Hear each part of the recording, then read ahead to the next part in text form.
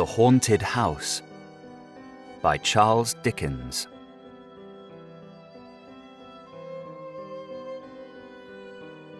Chapter 1. The Mortals in the House.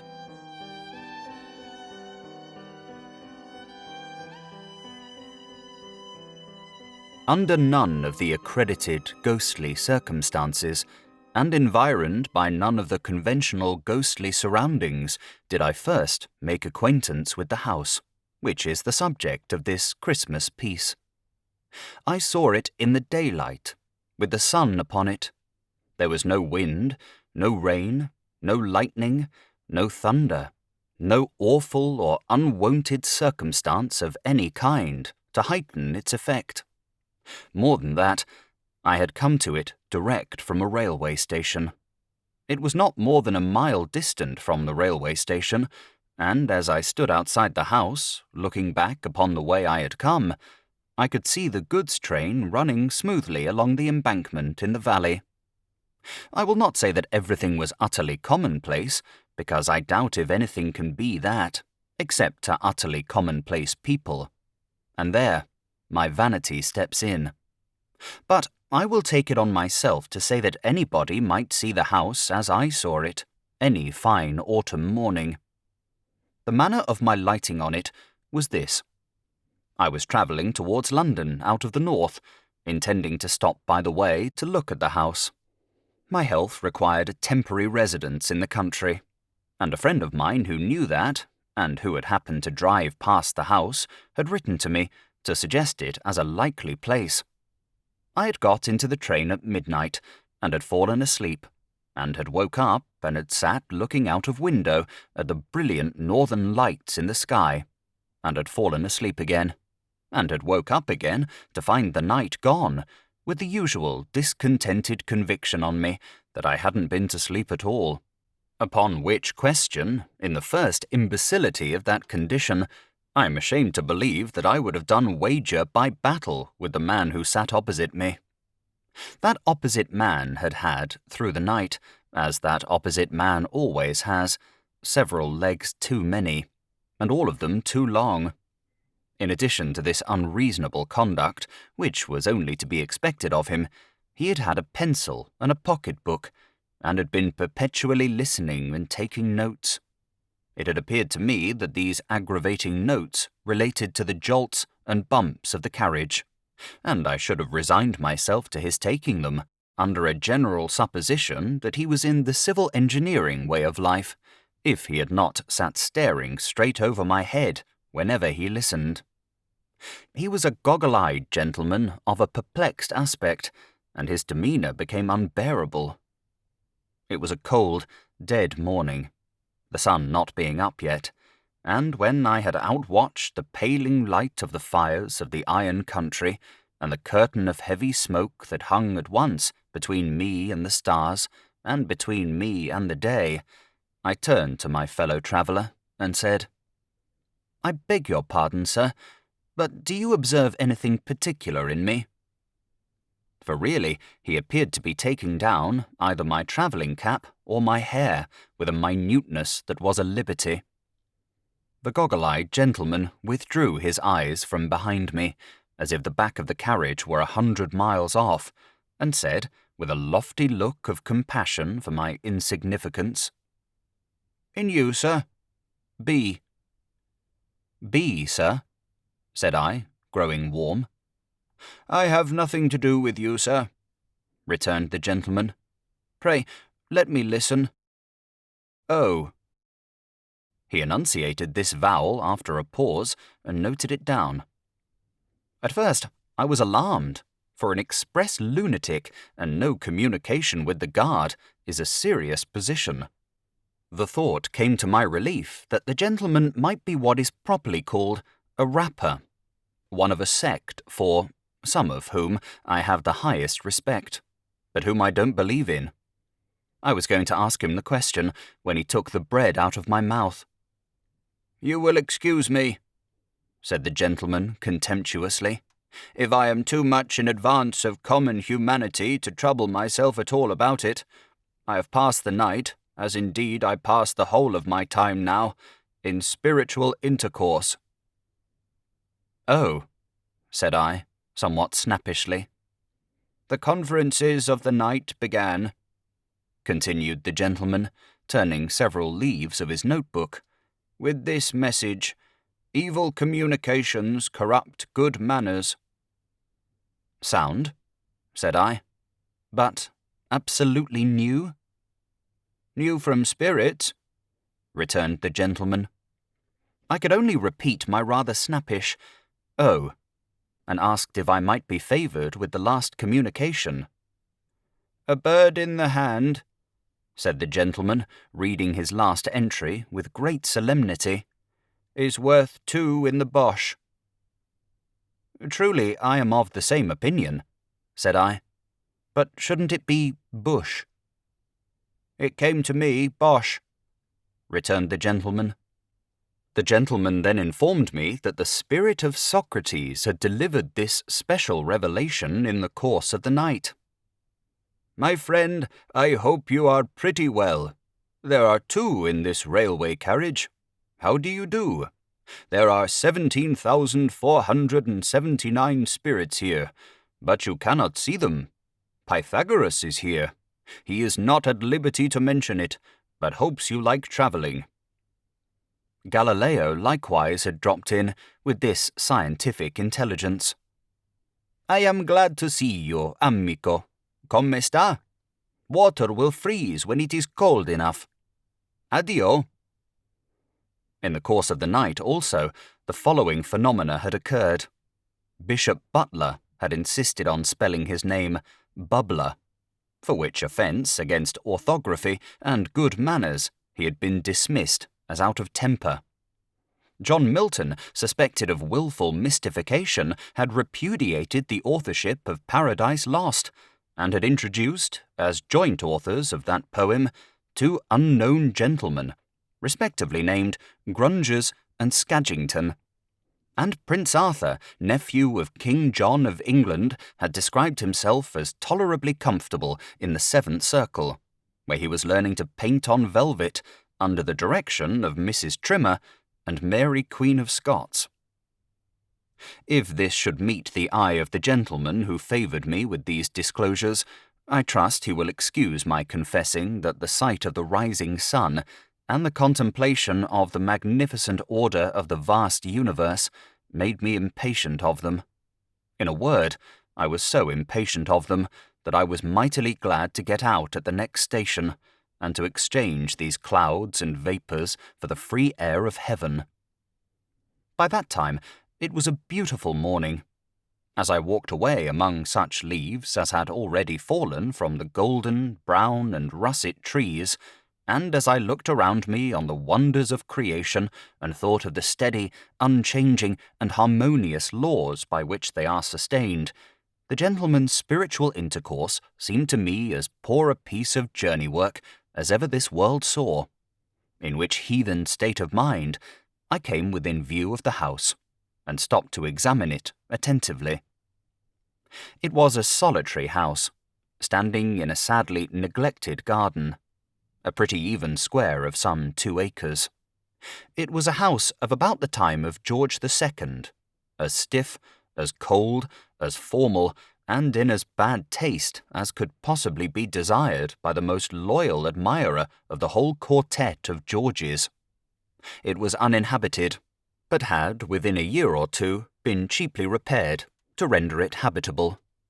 I say cheaply, because the work had been done in a surface manner, and was already decaying as to the paint and plaster, though the colours were fresh. A lopsided board drooped over the garden wall, announcing that it was to let, on very reasonable terms, well furnished. It was much too closely and heavily shadowed by trees, and in particular there were 6 tall poplars before the front windows, which were excessively melancholy, and the site of which had been extremely ill chosen. It was easy to see that it was an avoided house, a house that was shunned by the village, to which my eye was guided by a church spire some half a mile off, a house that nobody would take, and the natural inference was that it had the reputation of being a haunted house. No period within the 24 hours of day and night is so solemn to me as the early morning. In the summer-time, I often rise very early and repair to my room to do a day's work before breakfast, and I am always on those occasions deeply impressed by the stillness and solitude around me. Besides that, there is something awful in the being surrounded by familiar faces asleep, in the knowledge that those who are dearest to us and to whom we are dearest are profoundly unconscious of us in an impassive state, anticipative of that mysterious condition to which we are all tending, the stopped life, the broken threads of yesterday, the deserted seat, the closed book, the unfinished but abandoned occupation, all are images of death. The tranquillity of the hour is the tranquillity of death. The colour and the chill have the same association.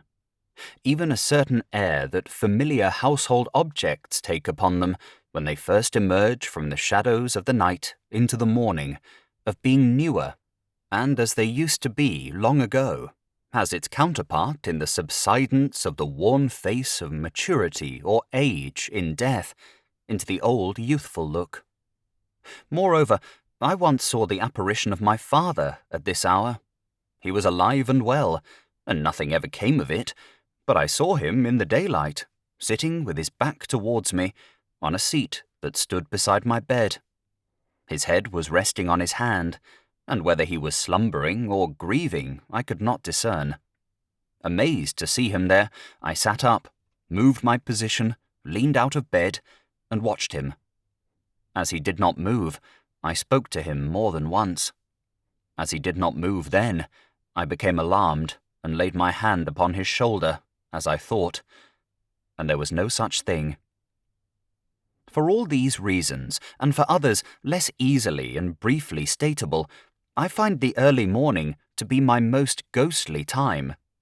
Any house would be more or less haunted to me in the early morning, and a haunted house could scarcely address me to greater advantage than then. I walked on into the village with the desertion of this house upon my mind, and I found the landlord of the little inn sanding his doorstep. I bespoke breakfast and broached the subject of the house. "Is it haunted?" I asked. The landlord looked at me, shook his head, and answered, "I say nothing." "Then it is haunted." "Well," cried the landlord in an outburst of frankness that had the appearance of desperation, "I wouldn't sleep in it." "Why not?"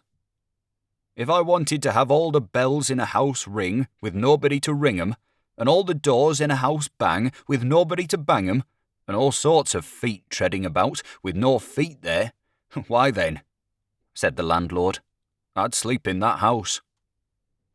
"Is anything seen there?" The landlord looked at me again, and then, with his former appearance of desperation, called down his stable-yard for "Ikey." The call produced a high-shouldered young fellow with a round red face, a short crop of sandy hair, a very broad humorous mouth, a turned-up nose, and a great sleeved waistcoat of purple bars with mother-of-pearl buttons that seemed to be growing upon him, and to be in a fair way, if it were not pruned, of covering his head and overrunning his boots. "This gentleman wants to know," said the landlord, "if anything's seen at the Poplars." "Hooded woman with a howl," said Ikey, in a state of great freshness. "Do you mean a cry?" "I mean a bird, sir." "A hooded woman with an owl. Dear me. Did you ever see her?" "I seen the howl." "Never the woman?" "Not so plain as the howl, but they always keeps together." "Has anybody ever seen the woman as plainly as the owl?" "Lord bless you, sir, lots." "Who?" "Lord bless you, sir, lots." "The general dealer opposite, for instance, who is opening his shop?" "Perkins? Bless you, Perkins wouldn't go a-nigh the place. No. observed the young man with considerable feeling. "He ain't overwise, ain't Perkins, but he ain't such a fool as that." Here, the landlord murmured his confidence in Perkins's knowing better. "Who is, or who was, the hooded woman with the owl? Do you know?" "Well," said Ike, holding up his cap with one hand while he scratched his head with the other. "They say in general that she was murdered, and the howl he hooted the while." This very concise summary of the facts was all I could learn, except that a young man, as hearty and likely a young man as ever I see, had been took with fits and held down in 'em after seeing the hooded woman. Also that a personage, dimly described as a hald chap, a sort of one-eyed tramp, answering to the name of Joby, unless you challenged him as Greenwood, and then he said, "Why not?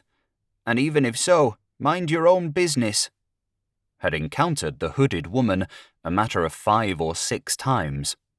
But I was not materially assisted by these witnesses, inasmuch as the first was in California, and the last was, as Ike said, and he was confirmed by the landlord, anywheres. Now, although I regard with a hushed and solemn fear the mysteries between which and this state of existence is interposed the barrier of the great trial and change that fall on all the things that live, and although I have not the audacity to pretend that I know anything of them, I can no more reconcile the mere banging of doors, ringing of bells, creaking of boards, and such like insignificances, with the majestic beauty and pervading analogy of all the divine rules that I am permitted to understand, than I had been able a little while before to yoke the spiritual intercourse of my fellow traveller to the chariot of the rising sun. Moreover, I had lived in 2 haunted houses, both abroad. In one of these, an old Italian place, which bore the reputation of being very badly haunted indeed, and which had recently been twice abandoned on that account, I lived 8 months, most tranquilly and pleasantly, notwithstanding that the house had a score of mysterious bedrooms, which were never used, and possessed, in one large room in which I sat reading, times out of number at all hours, and next to which I slept, a haunted chamber of the first pretensions. I gently hinted these considerations to the landlord, and as to this particular house having a bad name, I reasoned with him, why, how many things had bad names undeservedly, and how easy it was to give bad names. And did he not think that if he and I were persistently to whisper in the village that any weird-looking, old drunken tinker of the neighbourhood had sold himself to the devil, he would come in time to be suspected of that commercial venture? All this wise talk was perfectly ineffective with the landlord, I am bound to confess, and was as dead a failure as ever I made in my life. To cut this part of the story short, I was piqued about the haunted house, and was already half resolved to take it.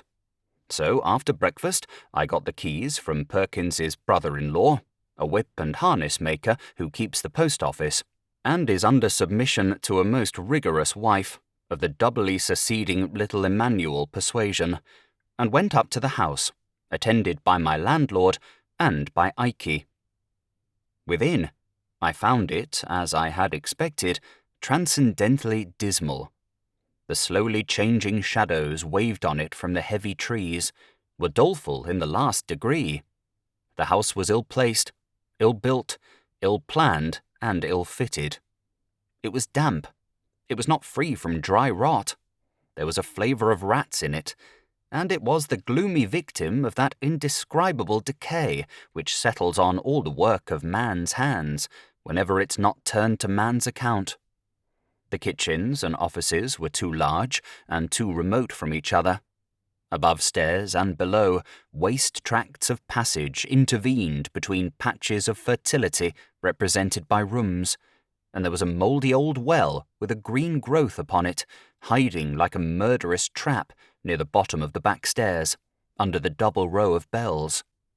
One of these bells was labelled on a black ground in faded white letters. Master B. This, they told me, was the bell that rang the most. Who was Master B? I asked. Is it known what he did while the owl hooted? Rang the bell, said Ike. I was rather struck by the prompt dexterity with which this young man pitched his fur cap at the bell and rang it himself. It was a loud, unpleasant bell, and made a very disagreeable sound. The other bells were inscribed according to the names of the rooms to which their wires were conducted, as picture room, double room, clock room, and the like.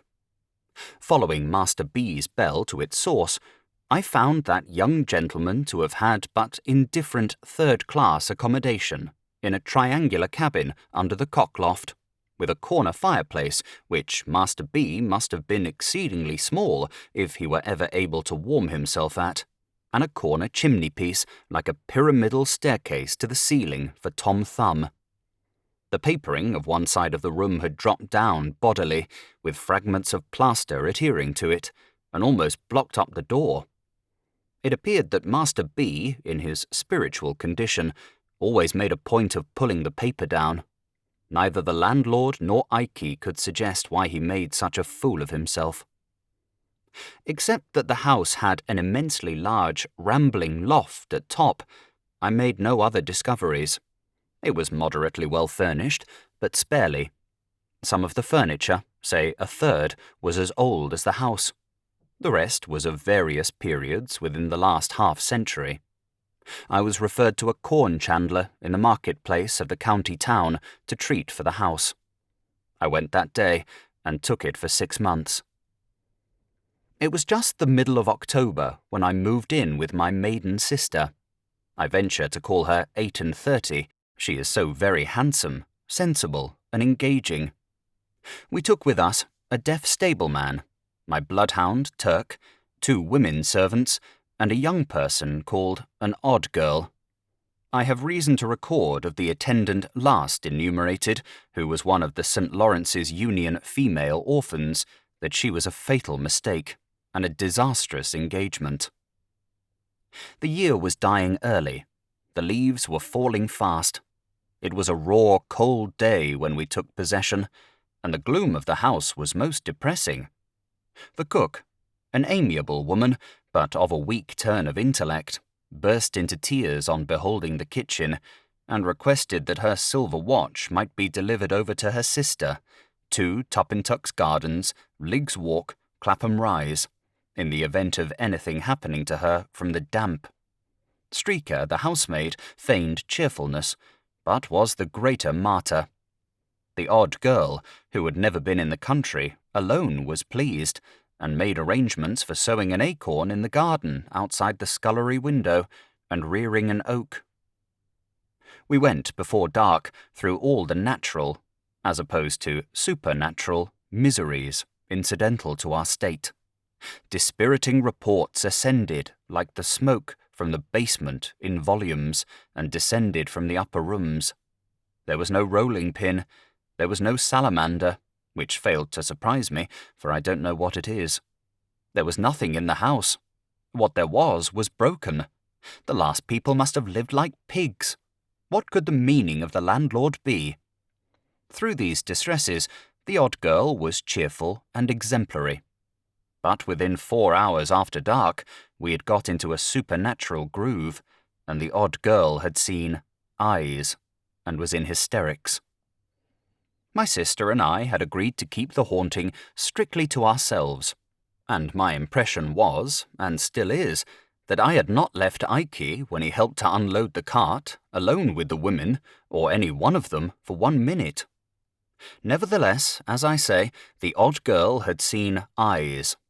No other explanation could ever be drawn from her, before 9, and by 10 o'clock had had as much vinegar applied to her as would pickle a handsome salmon.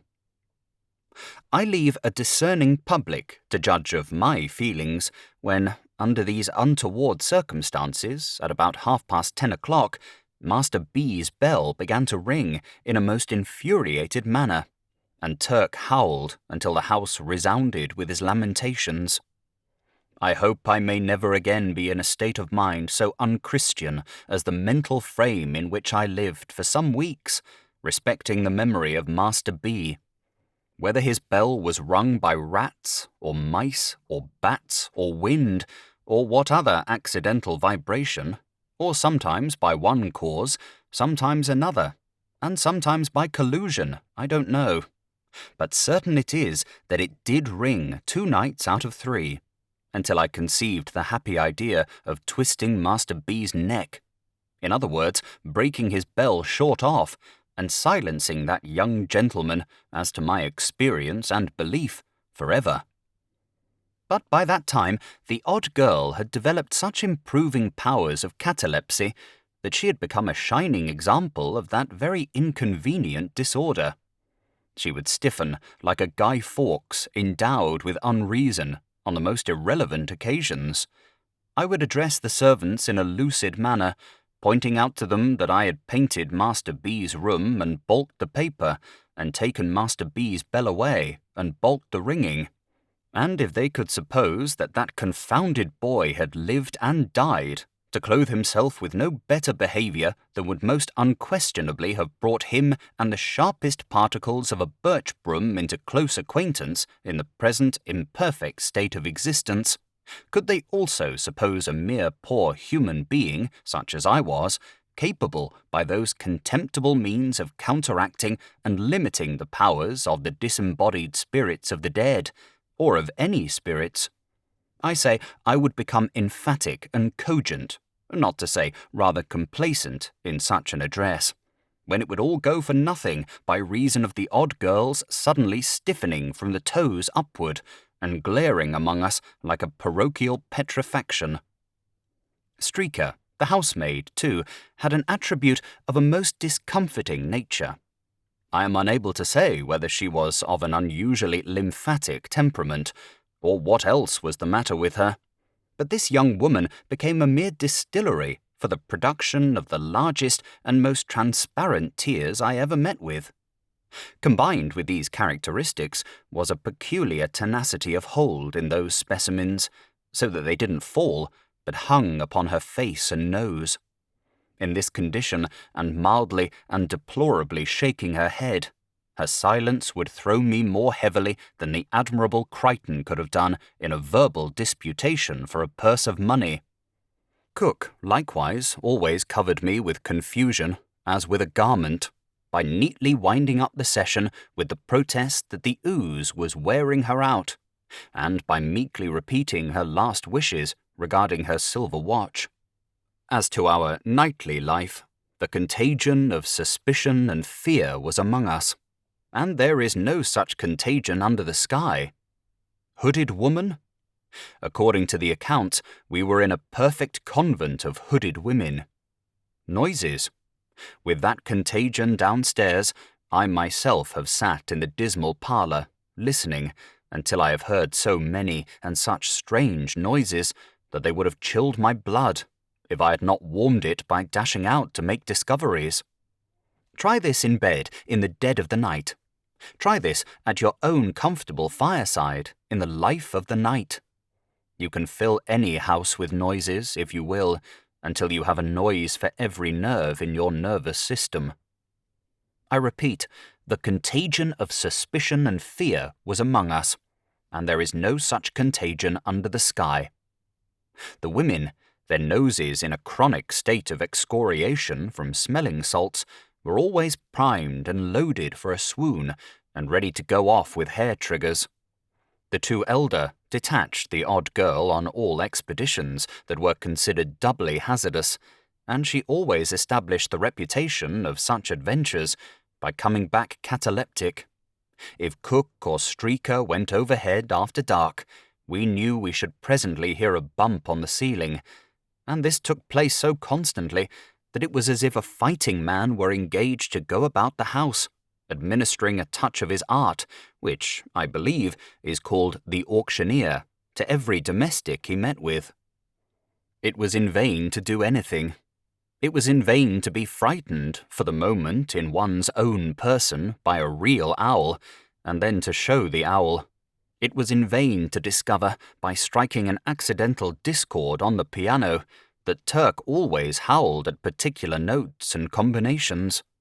It was in vain to be a Rhadamanthus with the bells, and if an unfortunate bell rang without leave, to have it down inexorably and silence it. It was in vain to fire up chimneys, let torches down the well, charge furiously into suspected rooms and recesses. We changed servants, and it was no better. The new set ran away, and a third set came, and it was no better. At last, our comfortable housekeeping got to be so disorganized and wretched that I one night dejectedly said to my sister, "Patty, I begin to despair of our getting people to go on with us here, and I think we must give this up." My sister, who is a woman of immense spirit, replied, "No, John, don't give it up. Don't be beaten, John. There is another way." "And what is that?" said I. "John," returned my sister, "if we are not to be driven out of this house, and that for no reason whatever that is apparent to you or me, we must help ourselves and take the house wholly and solely into our own hands." "But the servants?" said I. "Have no servants," said my sister boldly. Like most people in my grade of life, I had never thought of the possibility of going on without those faithful obstructions. The notion was so new to me when suggested that I looked very doubtful. "We know they come here to be frightened and infect one another, and we know they are frightened and do infect one another," said my sister. "With the exception of Bottles," I observed in a meditative tone. "The deaf stableman. I kept him in my service, and still keep him, as a phenomenon of moroseness not to be matched in England." "To be sure, John," assented my sister. "Except Bottles. And what does that go to prove? Bottles talks to nobody and hears nobody unless he is absolutely roared at. And what alarm has Bottles ever given or taken? None." This was perfectly true, the individual in question having retired every night at 10 o'clock to his bed over the coach-house, with no other company than a pitchfork and a pail of water. That the pail of water would have been over me, and the pitchfork through me, if I had put myself without announcement in Bottles's way after that minute, I had deposited in my own mind as a fact worth remembering. Neither had Bottles ever taken the least notice of any of our many uproars. An imperturbable and speechless man, he had sat at his supper, with Streaker present in a swoon, and the odd girl Marble, and had only put another potato in his cheek, or profited by the general misery to help himself to beefsteak pie. "And so," continued my sister, "I exempt Bottles. And considering, John, that the house is too large and perhaps too lonely to be kept well in hand by Bottles, you and me, I propose that we cast about among our friends for a certain selected number of the most reliable and willing, form a society here for 3 months, wait upon ourselves and one another, live cheerfully and socially, and see what happens." I was so charmed with my sister that I embraced her on the spot, and went into her plan with the greatest ardour. We were then in the 3rd week of November, but we took our measures so vigorously, and were so well seconded by the friends in whom we confided, that there was still a week of the month unexpired, when our party all came down together merrily, and mustered in the haunted house. I will mention, in this place, 2 small changes that I made while my sister and I were yet alone. It occurring to me as not improbable that Turk howled in the house at night, partly because he wanted to get out of it, I stationed him in his kennel outside, but unchained. And I seriously warned the village that any man who came in his way must not expect to leave him without a rip in his own throat. I then casually asked Ikey if he were a judge of a gun. On his saying, "Yes, sir, I knows a good gun when I sees her," I begged the favour of his stepping up to the house and looking at mine. "She's a true one, sir," said Ike, after inspecting a double-barrelled rifle that I bought in New York a few years ago. "No mistake about her, sir." "Ike," said I, "don't mention it. I have seen something in this house." "No, sir," he whispered, greedily opening his eyes. "Hooded lady, sir." "Don't be frightened," said I. "It was a figure rather like you." "Lord, sir." "Ike," said I, shaking hands with him warmly. I may say affectionately. "If there is any truth in these ghost stories, the greatest service I can do you is to fire at that figure.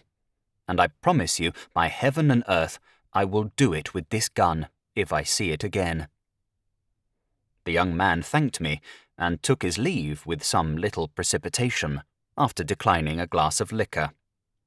I imparted my secret to him because I had never quite forgotten his throwing his cap at the bell, because I had, on another occasion, noticed something very like a fur cap lying not far from the bell, one night when it had burst out ringing, and because I had remarked that we were at our ghostliest whenever he came up in the evening to comfort the servants. Let me do Ike no injustice.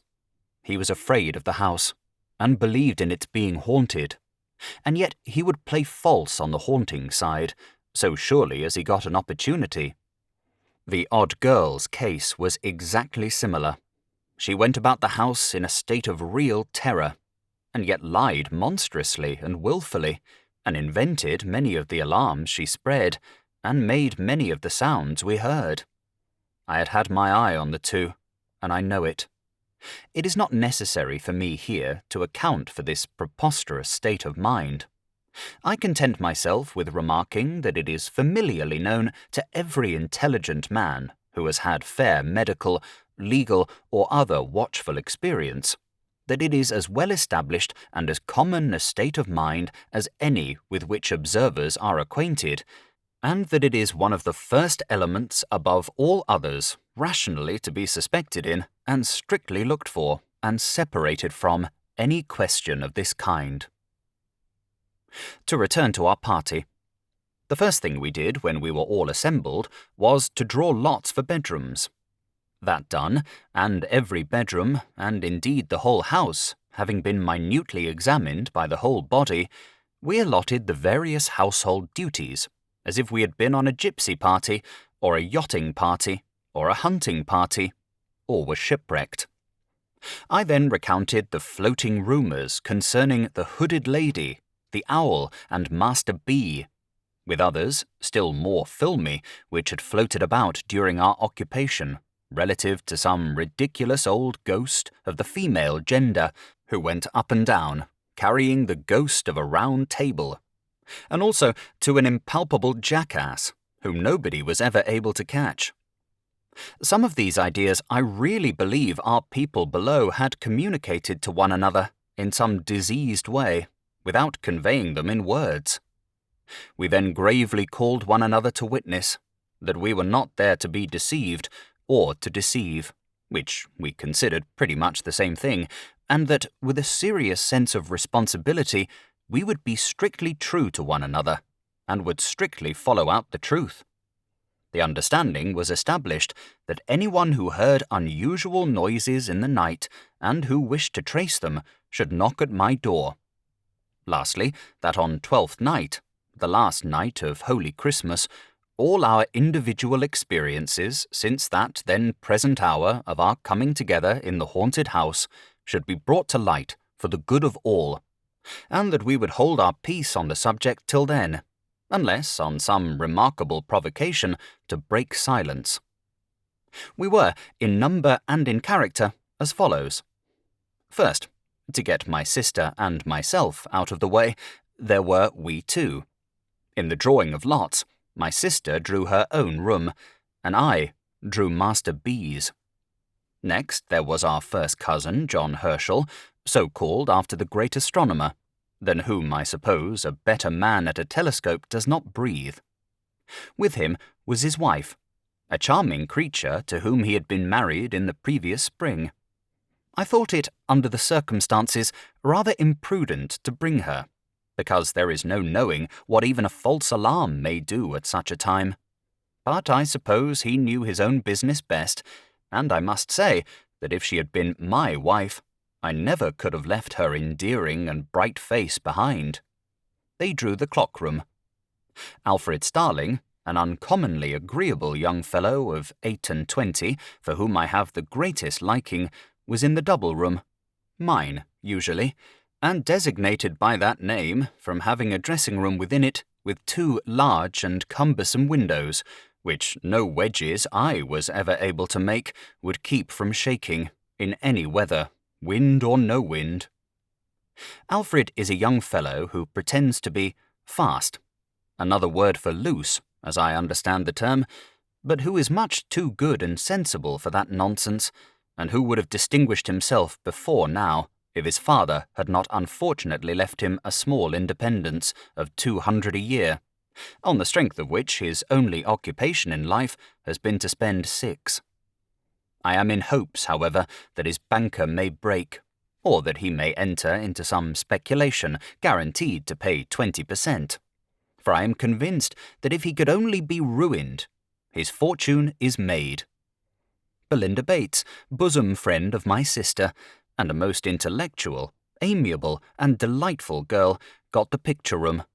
She has a fine genius for poetry, combined with real business earnestness, and goes in, to use an expression of Alfred's, for woman's mission, woman's rights, woman's wrongs, and everything that is woman's with a capital W, or is not and ought to be, or is and ought not to be. Most praiseworthy, my dear, and heaven prosper you, I whispered to her on the first night of my taking leave of her at the picture-room door. But don't overdo it.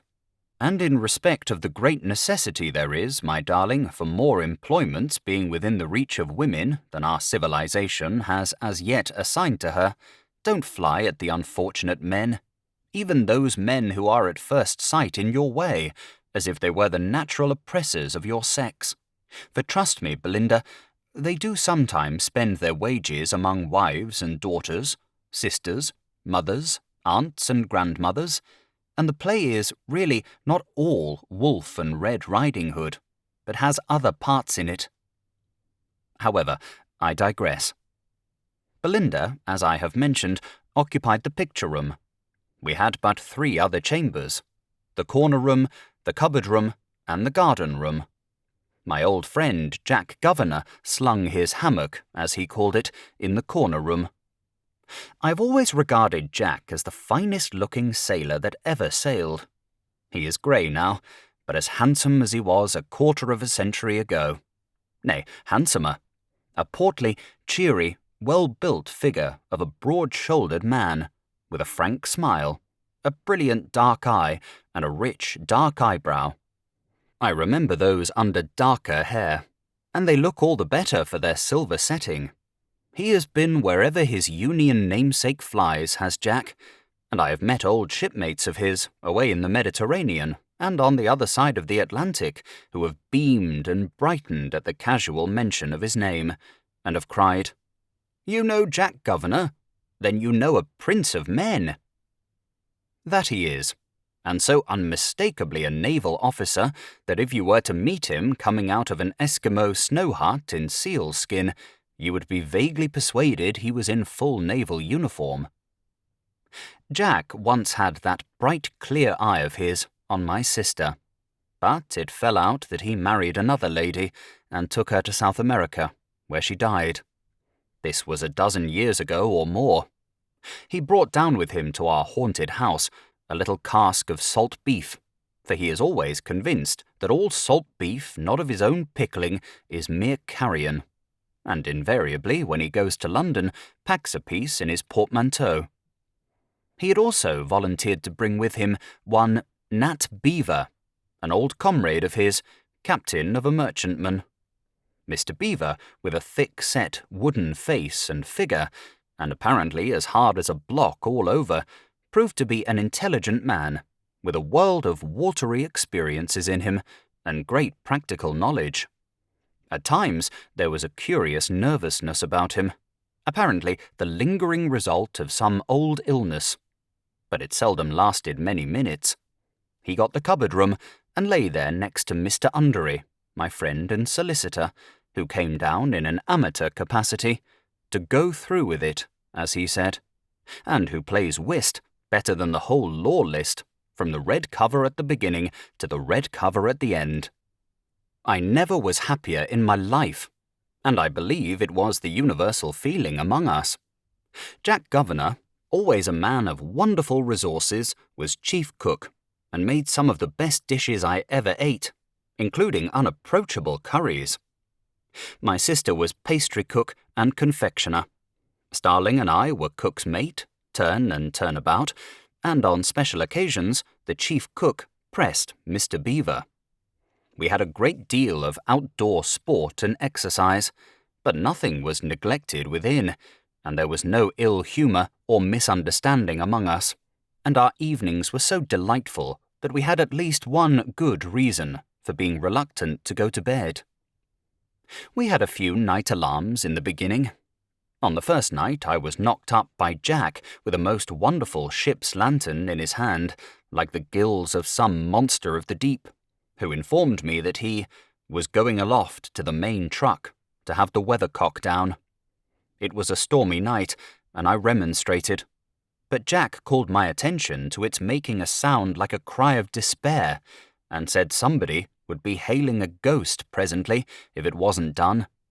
So up to the top of the house, where I could hardly stand for the wind, we went, accompanied by Mr. Beaver, and there Jack, lantern and all, with Mr. Beaver after him, swarmed up to the top of a cupola, some 24 feet above the chimneys, and stood upon nothing particular, coolly knocking the weathercock off, until they both got into such good spirits with the wind and the height that I thought they would never come down. Another night they turned out again and had a chimney cowl off. Another night they cut a sobbing and gulping water pipe away. Another night they found out something else. On several occasions they both, in the coolest manner, simultaneously dropped out of their respective bedroom windows, hand over hand by their counterpanes, to overhaul something mysterious in the garden. The engagement among us was faithfully kept, and nobody revealed anything. All we knew was, if anyone's room were haunted, no one looked the worse for it. Chapter 2. The Ghost in Master B's Room. When I established myself in the triangular garret which had gained so distinguished a reputation, my thoughts naturally turned to Master B. My speculations about him were uneasy and manifold. Whether his Christian name was Benjamin, bisextile from his having been born in leap year, Bartholomew or Bill, whether the initial letter belonged to his family name, and that was Baxter, Black, Brown, Barker, Buggins, Baker or Bird, whether he was a foundling and had been baptized B, whether he was a lion-hearted boy, and B was short for Briton or for Bull, whether he could possibly have been kith and kin to an illustrious lady who brightened my own childhood, and had come of the blood of the brilliant Mother Bunch. With these profitless meditations, I tormented myself much. I also carried the mysterious letter into the appearance and pursuits of the deceased, wondering whether he dressed in blue, wore boots, he couldn't have been bald, was a boy of brains, liked books, was good at bowling, had any skill as a boxer, even in his buoyant boyhood bathed from a bathing machine at Bognor, Bangor, Bournemouth, Brighton or Broadstairs like a bounding billiard ball. So, from the first, I was haunted by the letter B. It was not long before I remarked that I never, by any hazard, had a dream of Master B, or of anything belonging to him. But the instant I awoke from sleep, at whatever hour of the night, my thoughts took him up, and roamed away, trying to attach his initial letter to something that would fit it and keep it quiet. For 6 nights I'd been worried thus in Master B's room, when I began to perceive that things were going wrong. The first appearance that presented itself was early in the morning, when it was but just daylight and no more. I was standing shaving at my glass, when I suddenly discovered, to my consternation and amazement, that I was shaving, not myself, I am 50, but a boy. Apparently Master B. I trembled and looked over my shoulder. Nothing there. I looked again in the glass and distinctly saw the features and expression of a boy who was shaving, not to get rid of a beard, but to get one. Extremely troubled in my mind, I took a few turns in the room and went back to the looking-glass, resolved to steady my hand and complete the operation in which I had been disturbed. Opening my eyes, which I had shut while recovering my firmness, I now met in the glass, looking straight at me, the eyes of a young man of 4 or 5 and 20. Terrified by this new ghost, I closed my eyes and made a strong effort to recover myself. Opening them again, I saw, shaving his cheek in the glass, my father, who was long been dead. Nay, I even saw my grandfather too, whom I never did see in my life. Although naturally much affected by these remarkable visitations, I determined to keep my secret until the time agreed upon for the present general disclosure. Agitated by a multitude of curious thoughts, I retired to my room that night, prepared to encounter some new experience of a spectral character. Nor was my preparation needless, for, waking from an uneasy sleep at exactly 2 o'clock in the morning, what were my feelings to find that I was sharing my bed with the skeleton of Master B. I sprang up, and the skeleton sprang up also. I then heard a plaintive voice saying, "Where am I? What is become of me?" And, looking hard in that direction, perceived the ghost of Master B. The young spectre was dressed in an obsolete fashion, or rather was not so much dressed as put into a case of inferior pepper and salt cloth, made horrible by means of shining buttons. I observed that these buttons went in a double row over each shoulder of the young ghost, and appeared to descend his back. He wore a frill round his neck. His right hand, which I distinctly noticed to be inky, was laid upon his stomach. Connecting this action with some feeble pimples on his countenance and his general air of nausea, I concluded this ghost to be the ghost of a boy who had habitually taken a great deal too much medicine. "Where am I?" said the little spectre in a pathetic voice. "And why was I born in the calomel days? And why did I have all that calomel given me?" I replied with sincere earnestness that upon my soul I couldn't tell him. "Where is my little sister?" said the ghost. "And where my angelic little wife? And where is the boy I went to school with?" I entreated the phantom to be comforted, and above all things to take heart respecting the loss of the boy he went to school with. I represented to him that probably that boy never did, within human experience, come out well when discovered. I urged that I myself had, in later life, turned up several boys whom I went to school with, and none of them had at all answered. I expressed my humble belief that that boy never did answer. I represented that he was a mythic character, a delusion, and a snare. I recounted how, the last time I found him at a dinner party behind a wall of white cravat, with an inconclusive opinion on every possible subject, and a power of silent boredom absolutely titanic. I related how, on the strength of our having been together at old Doylance's, he had asked himself to breakfast with me, a social offence of the largest magnitude, how, fanning my weak embers of belief in Doylance's boys, I had let him in, and how he had proved to be a fearful wanderer about the earth, pursuing the race of Adam with inexplicable notions concerning the currency, and with a proposition that the Bank of England should, on pain of being abolished, instantly strike off and circulate God knows how many thousand millions of 10 and 6-penny notes. The ghost heard me in silence, and with a fixed stare. "Barber," it apostrophized me when I had finished. "Barber?" I repeated, for I am not of that profession. "Condemned," said the ghost, "to shave a constant change of customers. Now me, now a young man, now thyself as thou art, now thy father, now thy grandfather. Condemned, too, to lie down with a skeleton every night, and to rise with it every morning." I shuddered on hearing this dismal announcement. "Barber, pursue me!" I had felt, even before the words were uttered, that I was under a spell to pursue the phantom. I immediately did so, and was in Master B's room no longer.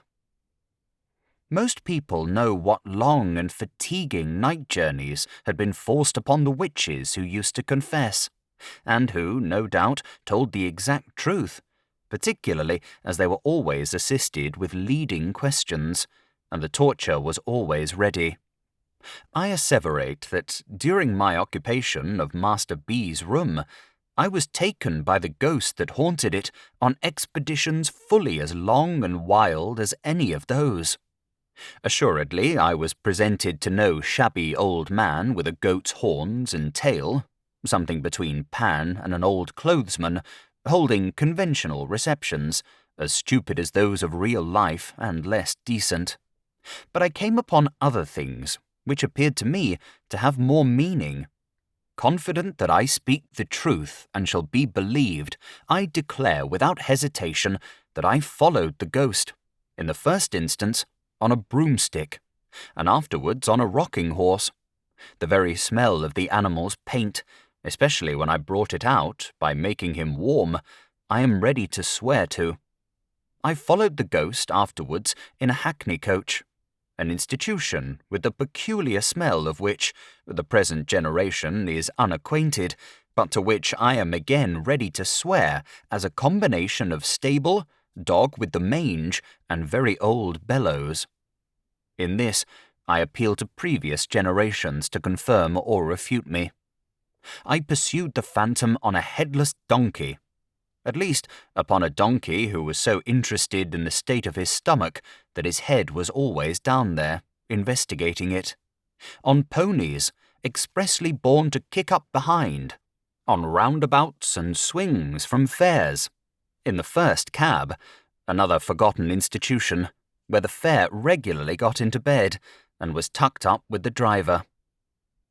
Not to trouble you with a detailed account of all my travels in pursuit of the ghost of Master B, which were longer and more wonderful than those of Sinbad the Sailor, I will confine myself to one experience from which you may judge of many. I was marvellously changed. I was myself, yet not myself. I was conscious of something within me, which has been the same all through my life, and which I have always recognized under all its phases and varieties as never altering. And yet I was not the I who had gone to bed in Master B's room. I had the smoothest of faces and the shortest of legs, and I had taken another creature like myself, also with the smoothest of faces and the shortest of legs, behind a door, and was confiding to him a proposition of the most astounding nature. This proposition was that we should have a seraglio. The other creature assented warmly. He had no notion of respectability. Neither had I. It was the custom of the East. It was the way of the good Caliph Haroun al-Rashid. Let me have the corrupted name again for once, it is so scented with sweet memories. The usage was highly laudable and most worthy of imitation. "Oh yes, let us," said the other creature with a jump. "Have a seraglio." It was not because we entertained the faintest doubts of the meritorious character of the Oriental establishment we proposed to import that we perceived it must be kept a secret from Miss Griffin. It was because we knew Miss Griffin to be bereft of human sympathies and incapable of appreciating the greatness of the great Haroun. Mystery impenetrably shrouded from Miss Griffin, then, let us entrust it to Miss Bule. We were 10 in Miss Griffin's establishment by Hampstead Ponds, 8 ladies and 2 gentlemen. Miss Bule, whom I judged to have attained the ripe age of 8 or 9, took the lead in society. I opened the subject to her in the course of the day, and proposed that she should become the favourite. Miss Bule, after struggling with the diffidence so natural to and charming in her adorable sex, expressed herself as flattered by the idea, but wished to know how it was proposed to provide for Miss Pipson. Miss Bule, who was understood to have vowed towards that young lady a friendship, halves, and no secrets until death, on the church service and lessons complete in 2 volumes, with case and lock.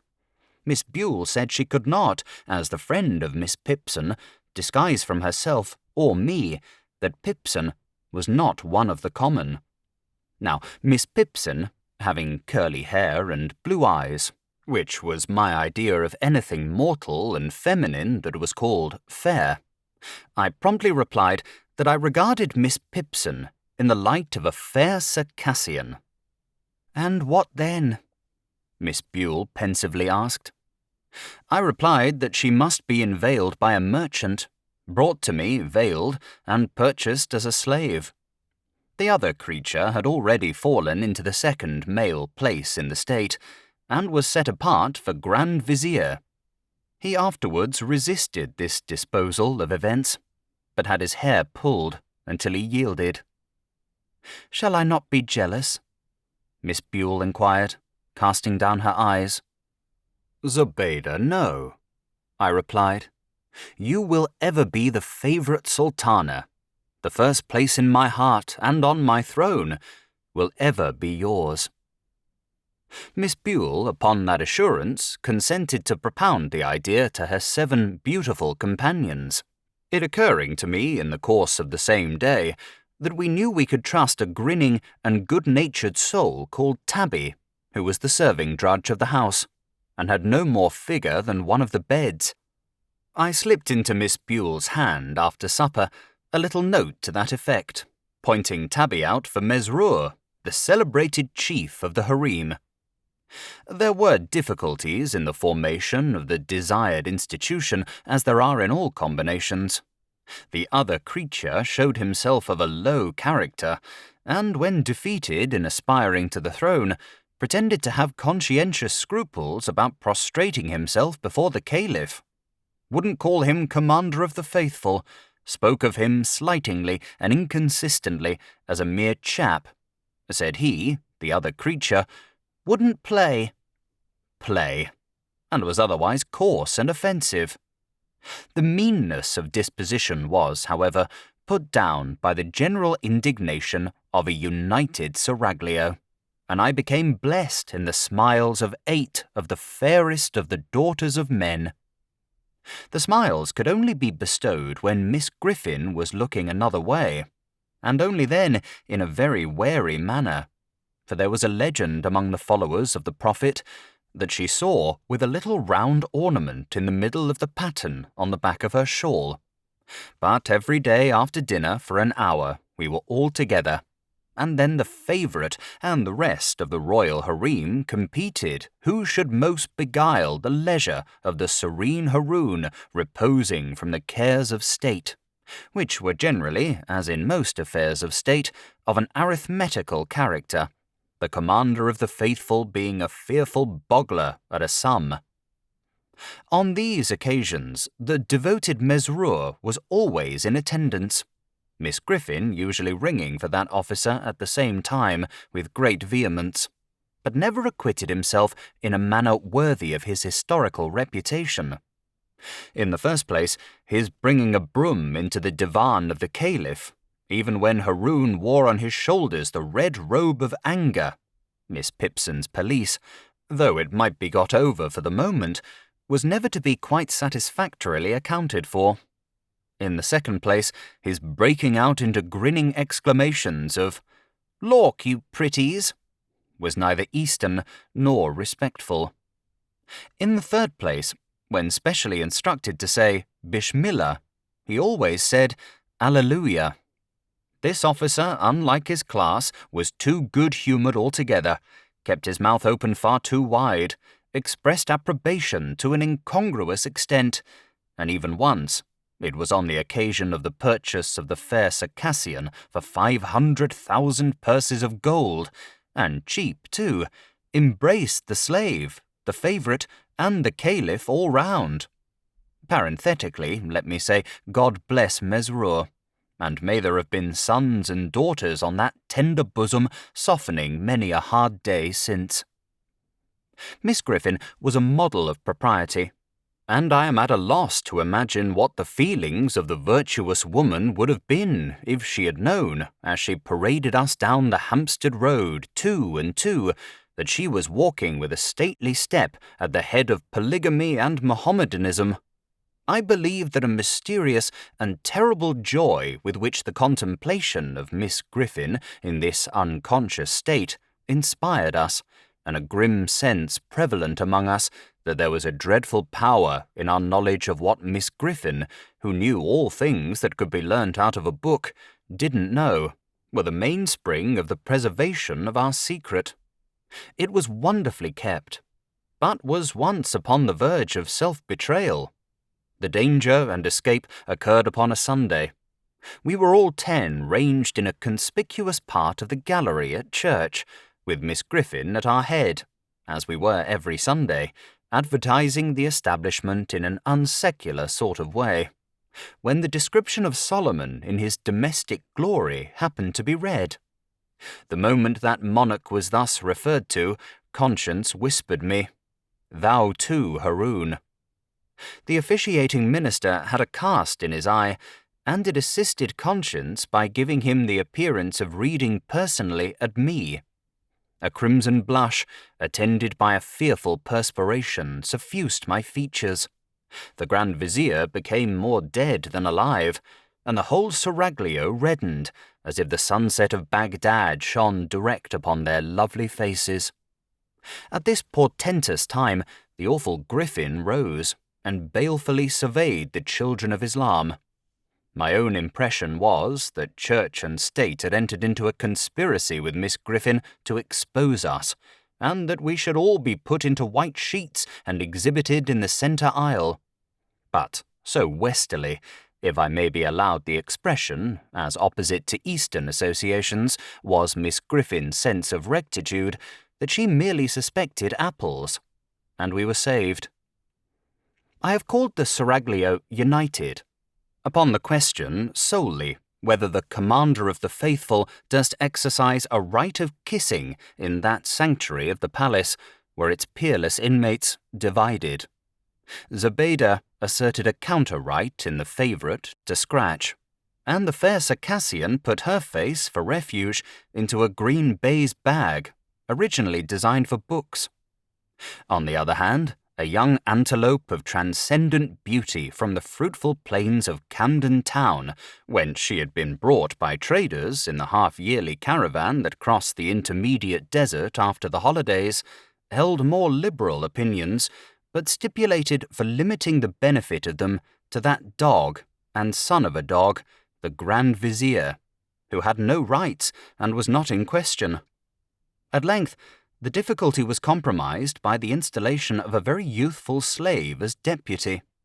She, raised upon a stool, officially received upon her cheeks the salutes intended by the gracious Haroun for other sultanas, and was privately rewarded from the coffers of the ladies of the harem. And now it was, at the full height of enjoyment of my bliss, that I became heavily troubled. I began to think of my mother, and what she would say to my taking home at midsummer 8 of the most beautiful of the daughters of men, but all unexpected, I thought of the number of beds we made up at our house, of my father's income, and of the baker, and my despondency redoubled. The seraglio and malicious vizier, divining the cause of their lord's unhappiness, did their utmost to augment it. They professed unbounded fidelity, and declared that they would live and die with him. Reduced to the utmost wretchedness by these protestations of attachment, I lay awake for hours at a time, ruminating on my frightful lot.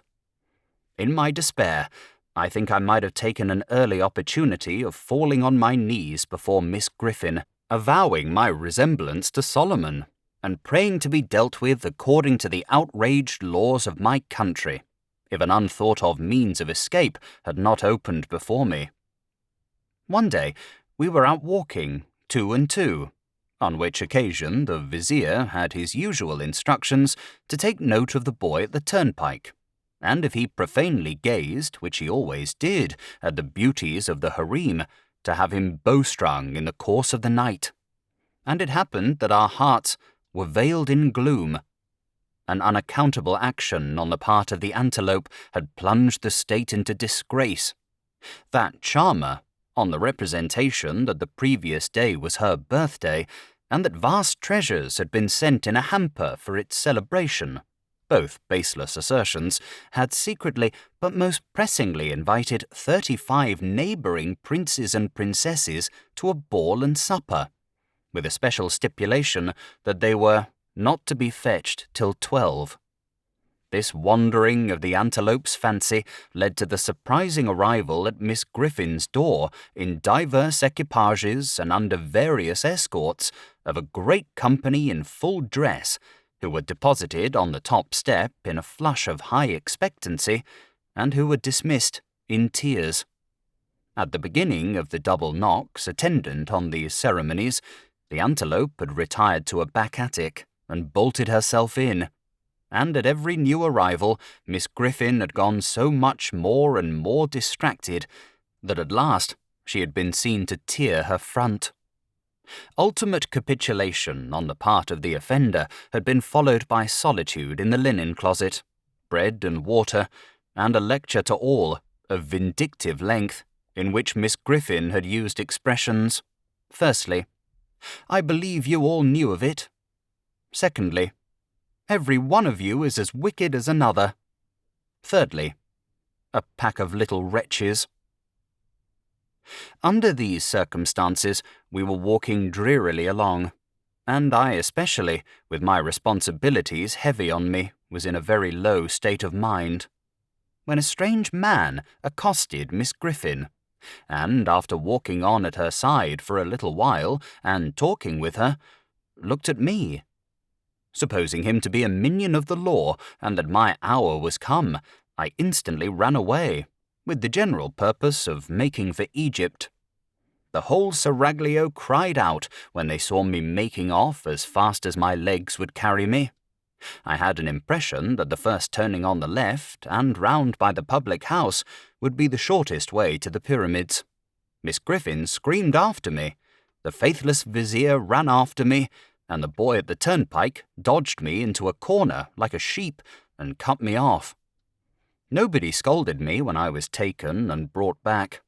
Miss Griffin only said, with a stunning gentleness, this was very curious, why had I run away when the gentleman looked at me? If I had had any breath to answer with, I dare say I should have made no answer. Having no breath, I certainly made none.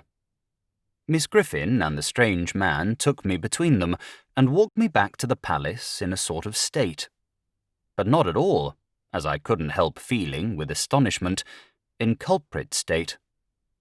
When we got there, we went into a room by ourselves, and Miss Griffin called in to her assistance Mesrour, chief of the guards of the harem. Mesrour, on being whispered to, began to shed tears. "Bless you, my precious," said that officer, turning to me. "Your pa's took bitter bad." I asked with a fluttered heart, "Is he very ill?"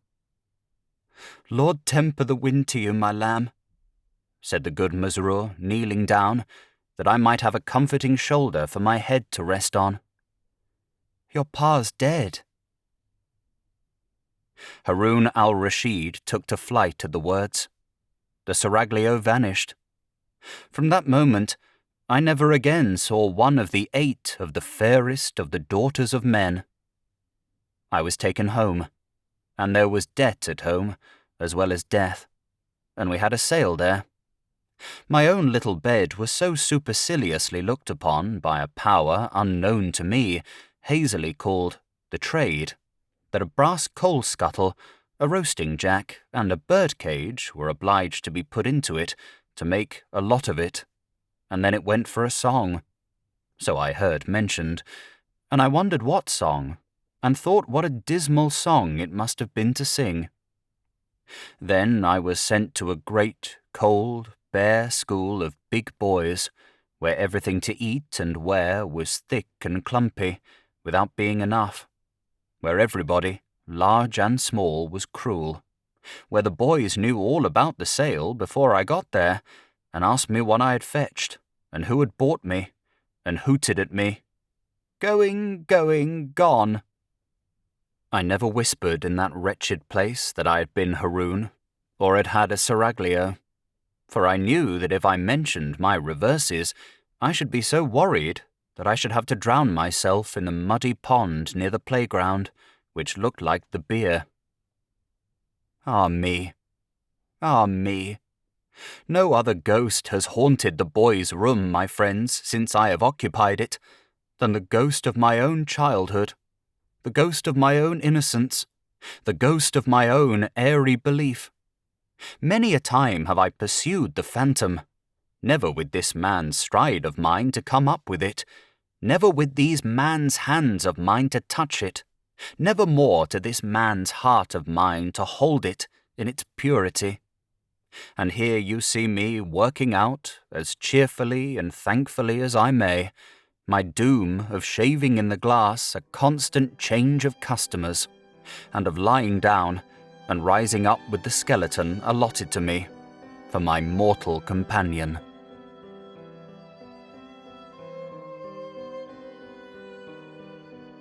Thank you for listening to The Haunted House by Charles Dickens.